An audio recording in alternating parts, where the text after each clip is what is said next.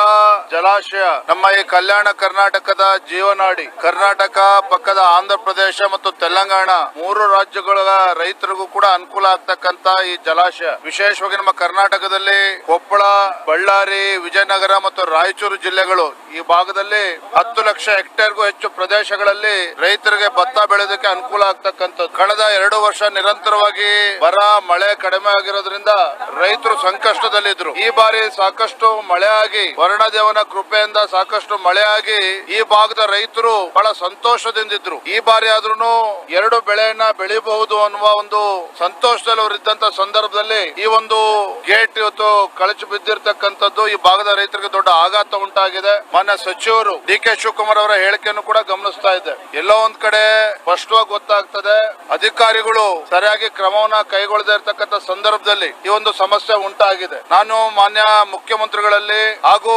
ಜಲ ಸಂಪನ್ಮೂಲ ಸಚಿವರಾಗಿರ್ತಕ್ಕಂಥ ಡಿ.ಕೆ. ಶಿವಕುಮಾರ್ ಅವರಲ್ಲಿ ಆಗ್ರಹವನ್ನ ಮಾಡ್ತೇನೆ.